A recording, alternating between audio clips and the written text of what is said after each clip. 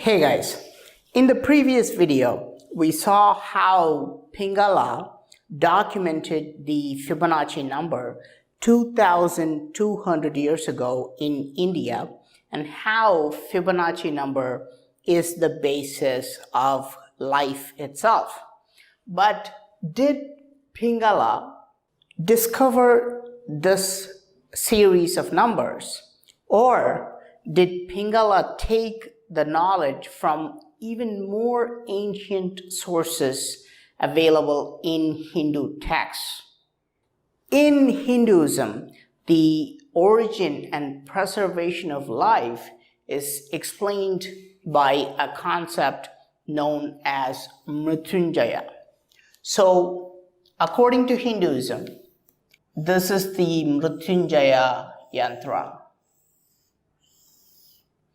This denotes the earth, this denotes the water, and this denotes fire and air and space.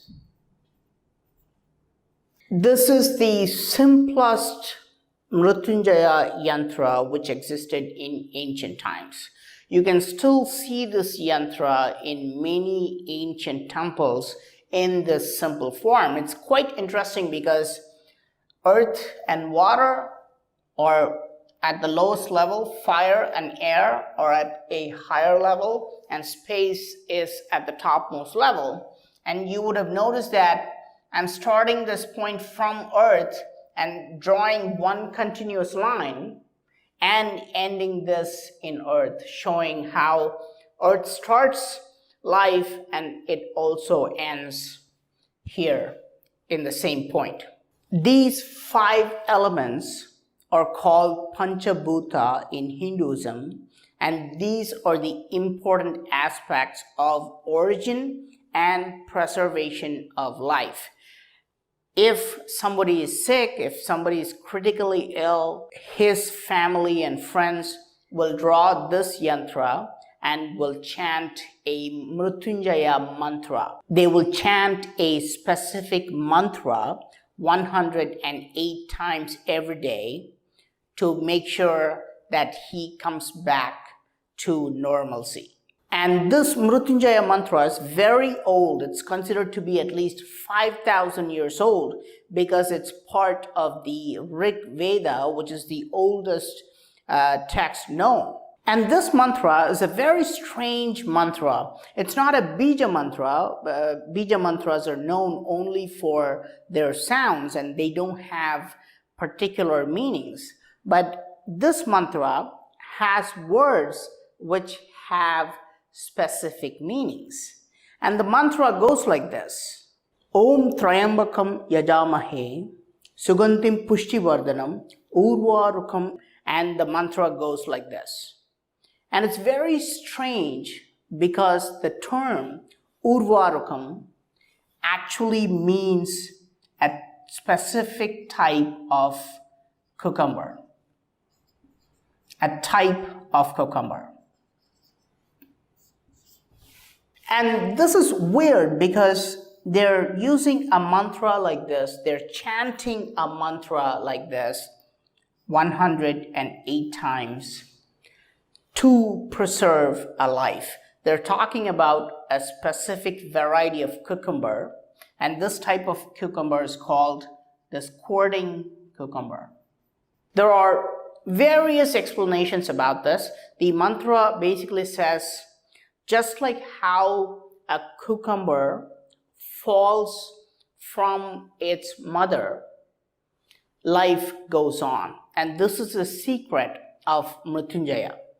Now, there are so many different explanations about this given by various spiritual leaders. And basically they talk about how cucumbers gently fall from the plant, so on and so forth. But it's very interesting because if you actually observe this cucumber fall from the plant, it's very, very interesting. And I'll show you how this cucumber falls from the plant.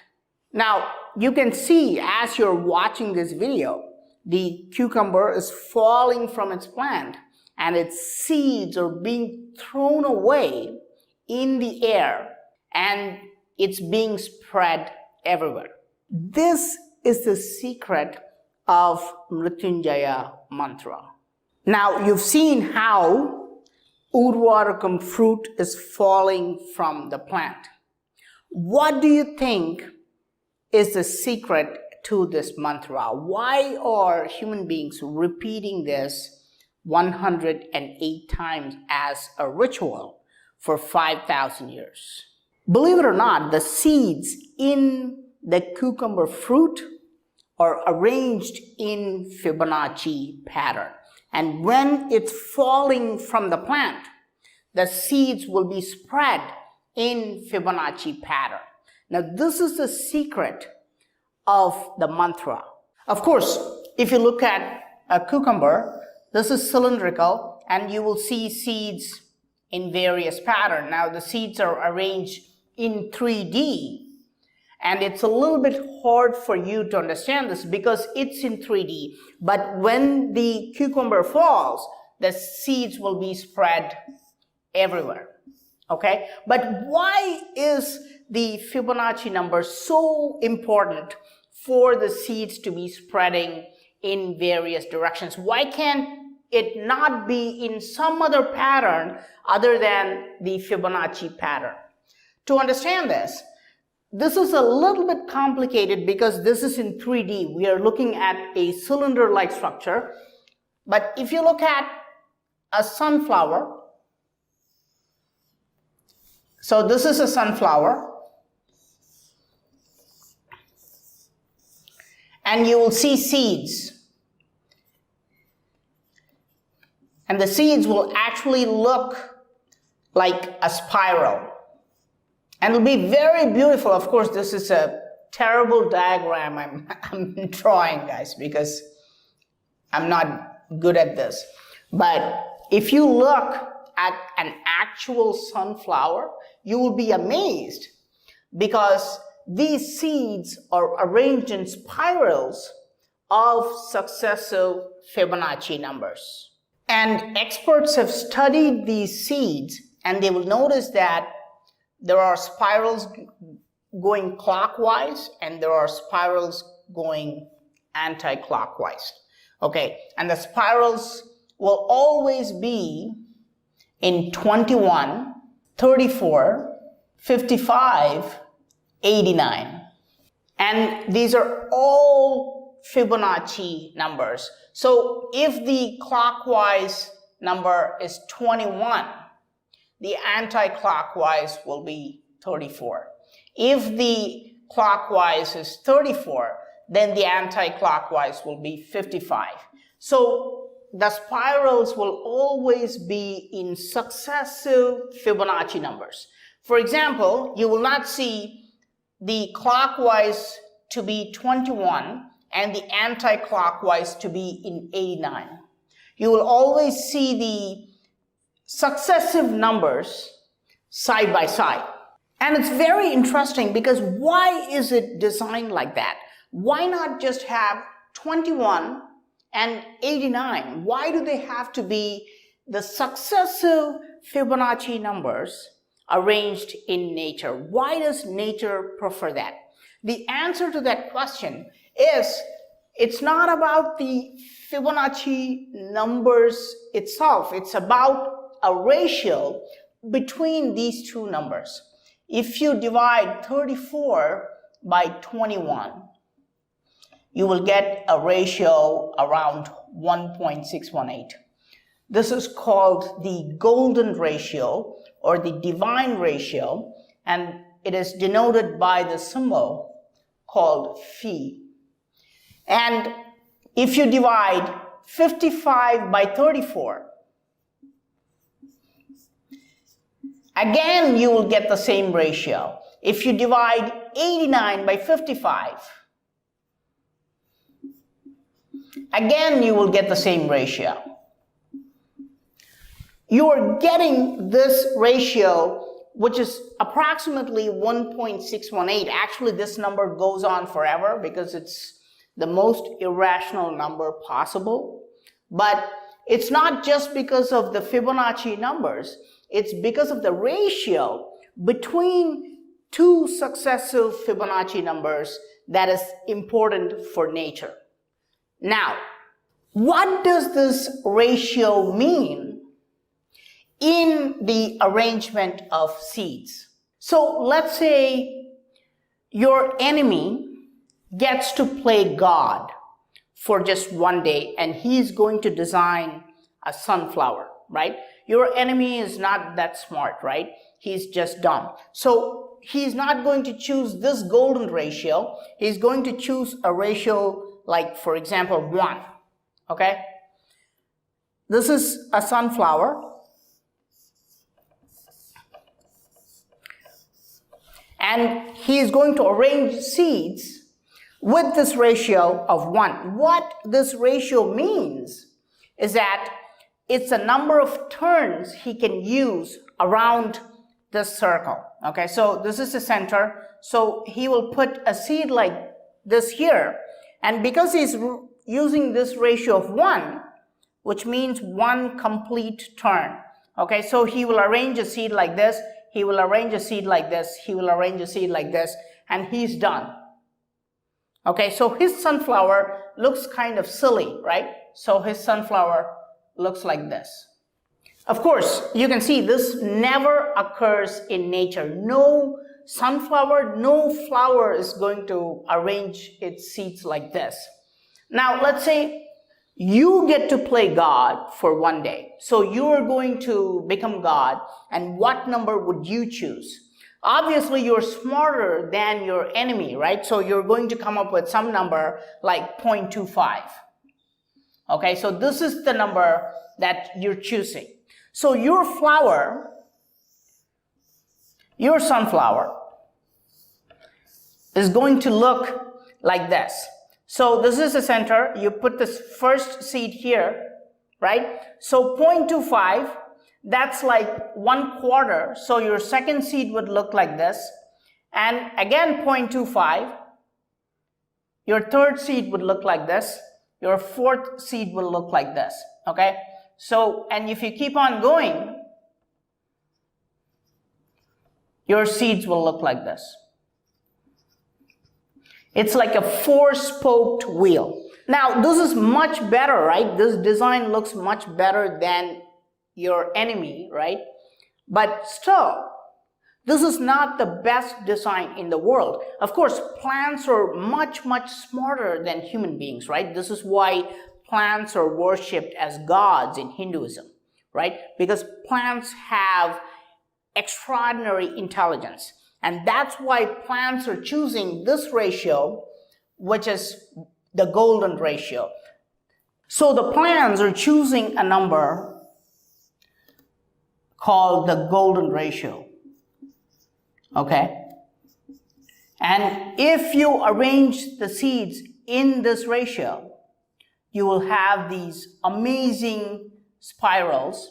And you can see that the seeds are also perfectly aligned, which looks kind of surreal. Okay? But the most important question is, why? Why do the plants have to sort of, quote unquote, think about the golden ratio, and why do they have to arrange the seeds in this fashion? Why not just arrange them with your design of 0.25? Now, experts sometimes now claim that this is very important, so they could use this space and maximize the number of seeds. Okay, so this is the explanation that experts are giving right now. But plants really do not care about this at all. They don't care about saving space. What they do care about is Mrityunjaya, right? Now, what is Mrityunjaya? Think about Mrityunjaya while I clear this board. Okay, so what is Mrityunjaya from a plant's perspective? It's to create and sustain life. Now, what is the purpose of any seed? Why are plants creating seeds? The idea is to spread its own genes. Every seed is a pocket, right? It's a gene pocket, and it's going to be spread everywhere. This is exactly why the seeds are arranged in Fibonacci pattern. Now, if you arrange your seeds like this, according to your enemy's design, in a sunflower, and then the wind blows, all these seeds will go only in one direction and they will fall down like this. The chances of all these seeds germinating and growing into plants are very slim because they all fall in the same place. They will obstruct one another. They will get less sunlight. They have to take the water from the same place. If you arrange it according to 0.25, when the wind blows, you make sure they only go in 4 different places. But when you arrange them according to the golden ratio, when you arrange them in spirals, in this complicated spiral pattern, and when the wind blows, this is the best design because it's going to go in hundreds of different directions. So the plant is arranging the seeds beautifully to maximize Mrityunjaya, to maximize life, to maximize its spreading of its genes. This is why the plant is arranging its seeds using this golden ratio. Now, of course, this is what is happening in Urvarukam, right? So this is what we see in the Mrityunjaya mantra in 3D, right? This is 2D, but if you look at the seeds in the cucumber, this is why you see the seeds sort of exploding in various directions, okay? But every plant uses this golden ratio in 3D as well. If you look at a plant, you'll see a seed like this, and then it'll take a particular turn, and again it'll have another seed, and again it'll take a particular turn, and it'll look like this. The third seed will go like this. The fourth seed will directly point to you. The fifth seed will be like this. When you look at a plant and you see that it has 5 leaves, you don't think much, but when you look at it from the top view, the 5 leaves will look like this, okay? And this ratio of turn, the natural arrangement of how leaves are being placed in these plants, is called the divergence ratio. Okay? And believe it or not, this divergence ratio matches the golden ratio. Why? Why is a plant arranging its leaves to the golden ratio? We saw the seeds, but why do the leaves have to be in Fibonacci pattern? Why do the leaves have to be in this golden ratio? Mrityunjaya, right? Because Mrityunjaya is not only creating life, but it's also preserving life. It's also protecting your own life. Remember, this is why people are chanting Mrityunjaya mantra, to protect somebody's life. What is the purpose of these leaves? What do leaves do? They have to use the sunlight and convert it into food and make sure that the plant survives. If the leaves are arranged one on top of another, only the topmost leaf will get all the sunlight. So you can see how intelligent the plants are, in arranging the leaves. They have to maximize the amount of sunlight each leaf is getting, so all the leaves can use photosynthesis and convert sunlight into food and then make the plant live for a very long time. If the plant is not smart enough and it does not use the golden ratio, think about this. If a plant is not following this ratio and it has very less leaves, it will not be able to produce enough food and the plant will die. If a plant is not following this ratio and is producing too many leaves, it's useless because many of the leaves will not get sunlight and it becomes pointless. And again, this plant will not have a good life. So to have an ideal life, the plant has to follow the golden ratio. I will come back to this diminishing model and the overcrowded model later, but so far, I think it would have been easy for you to understand the concept of Mrityunjaya. So, how do you conquer death? How do you live forever? You can become immortal by living alone like Isaac Newton. You can make great theories and you can become immortal. But most people and other living things really become immortal by creating more life, and you have to follow the golden ratio for the life to sustain for generation and generations. This is the most important point.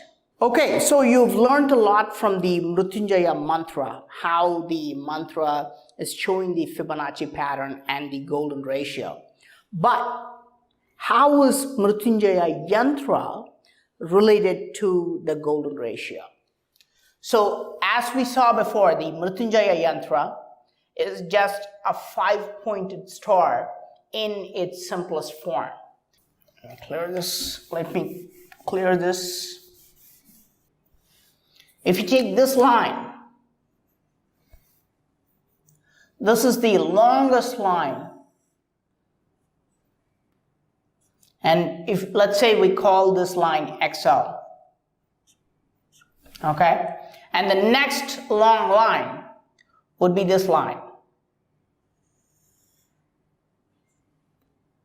Let's call this L, okay? And if you take this line, this is the next long line, but let's call this M, okay? And this is the shortest line, okay? So let's call this one SS. So the ratio between XL by L will be the golden ratio. The ratio between L and M, medium, that will also be in golden ratio. The ratio between M and S, that will also be in golden ratio. This is extraordinary, and they have been using this for 5,000 years in ancient Hinduism. This is why I think Pingala did not discover the Fibonacci series. He merely understood the concept of Fibonacci series and the golden ratio from ancient Indian texts. Now remember, the Mrityunjaya mantra and the MrityunjayaThe are coming from Rig Veda, which is at least 5,000 years old. And you can see how the Mrityunjaya mantra and the MrityunjayaThe clearly point to the golden ratio and Fibonacci numbers and their connection with life itself. Today, we use a modified form of this MrityunjayaThe. I will clear the board and I'll show you how this works. Okay, in the last few centuries, the MrityunjayaThe was modified so families could work with the modified version. This is called the MrityunjayaThe. And again, it'll be a 5-pointed star like this. And it will be surrounded by 8 petals.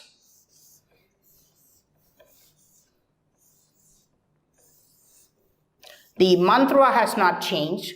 The same mantra is used even today. And some forms actually have 3 eyes of Lord Shiva to denote Lord Shiva in the center. And specific rituals are done on Trayodashi, okay, which is the 13th day.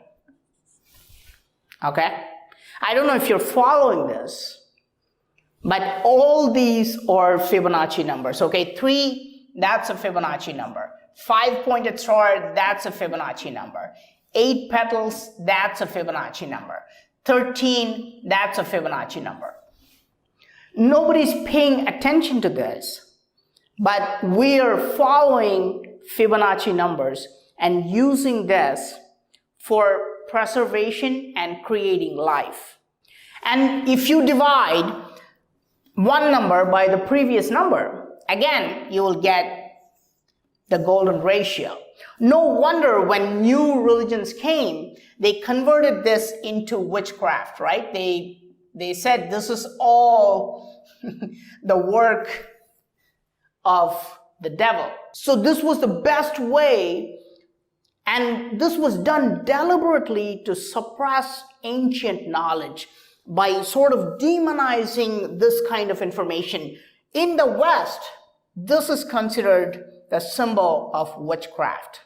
Okay, some people even say this is the symbol of Satan or devil. But this is the secret of life itself, and it was known for thousands of years in ancient India. But there is one more sacred yantra, and this yantra is done secretly in the hills of Javadu, and it's performed by a sect called Kalamukha.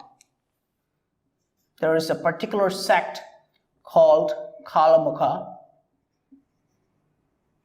and they perform some secret rituals, and it's also based on Mrityunjaya yantra. This yantra is called the Kala Mrityunjaya yantra. It's very interesting because if you go to Wikipedia and if you look at the Kalamukha, Wikipedia will tell you that this sect is extinct. These people no longer exist. And Wikipedia will even claim that, they paint their faces black because it says Kala, and many people think Kala means just black. Okay? But Kala also means time.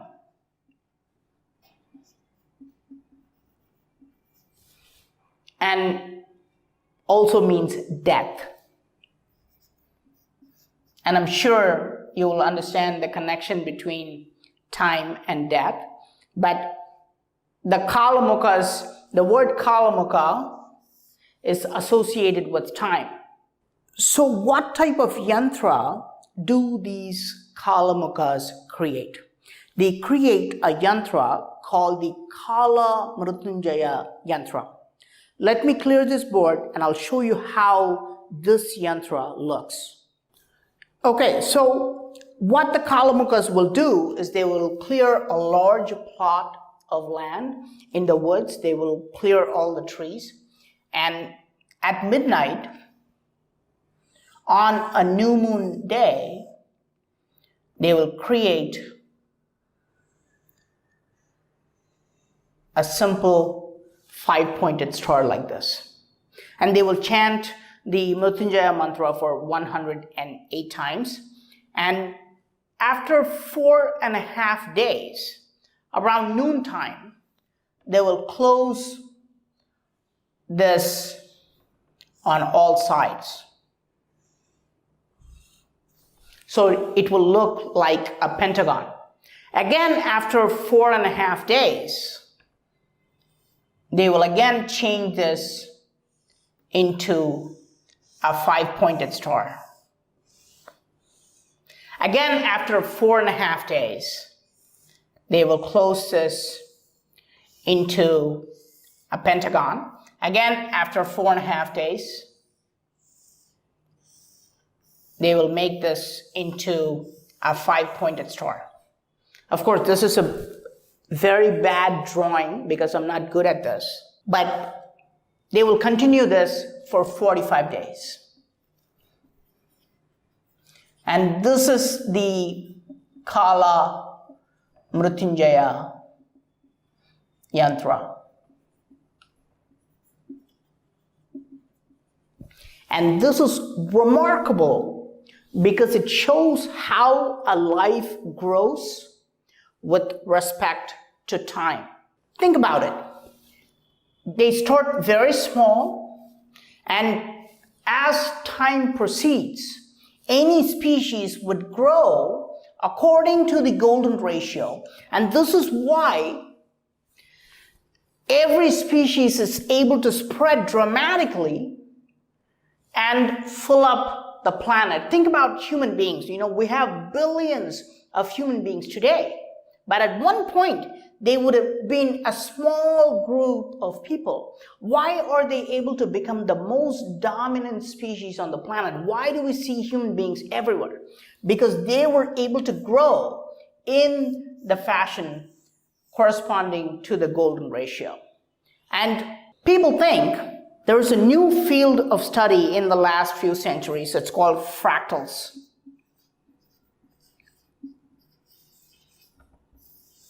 Okay, fractal or fractals. And they think this is a new study, but Hindus knew about fractals for thousands of years. Hindus not only knew the concept of fractals, but also its connection with the golden ratio. Hindus called it mandalas.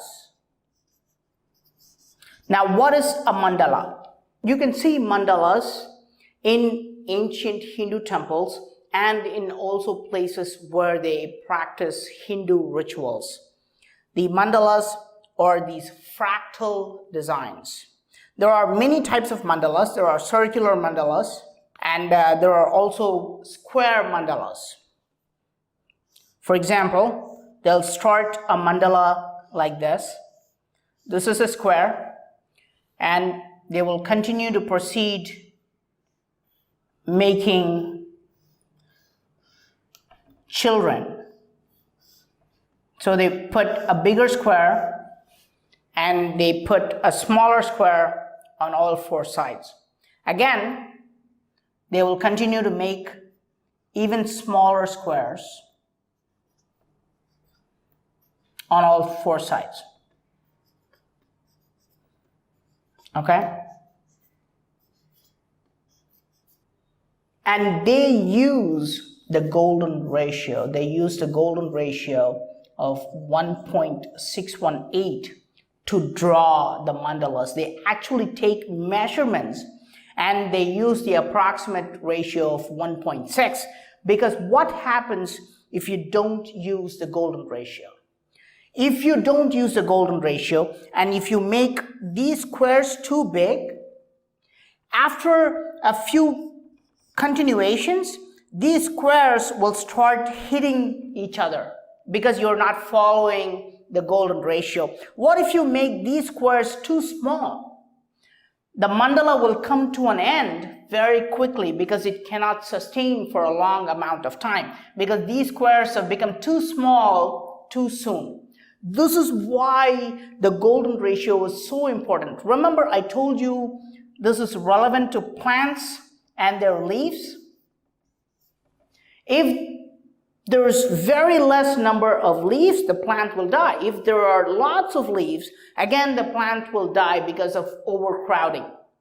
Hindus are actually using this concept and this ratio in creating mandalas. And it's interesting because ancient Hindus knew about this concept in drawing mandalas.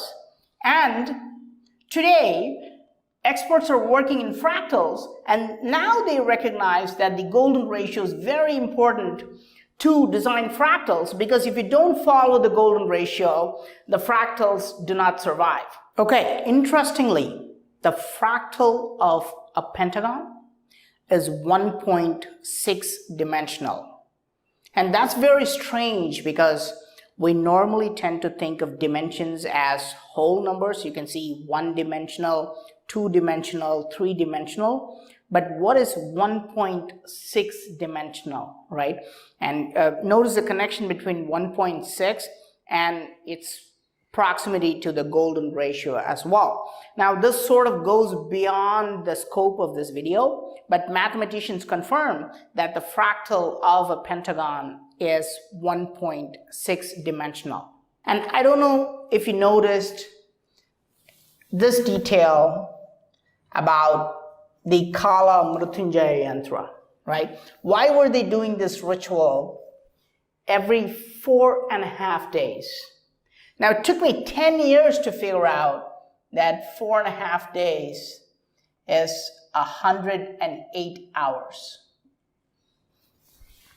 4.5 days comes to 108 hours, which is a sacred number in Hinduism.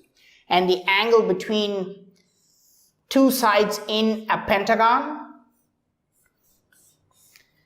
that will also be 108 degrees. And the Mrityunjaya mantra will also be chanted 108 times every day while they're doing these rituals. So you can see how the 108, which is another number for the basis of life, is consistently used in the Mrityunjaya Yantra and mantra. And there is a lot of advanced Vedic mathematics involved that we have not discussed. Let me clear the board and show you just a quick glimpse of what's involved in that. Okay, so if you look at the Mrityunjaya Yantra, one side will be 108 degrees. And this will be 36 degrees. And if you add both of them together, you will get 144. And believe it or not, this is what Kala means. Kala is a unit of time that is 144 seconds.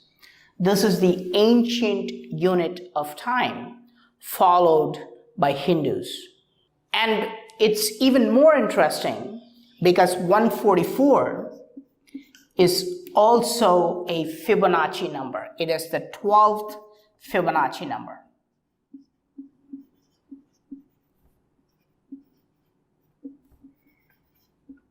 And this is just advanced esoteric knowledge. We're just scratching the surface of ancient Hindu mathematics, which is both science and spirituality.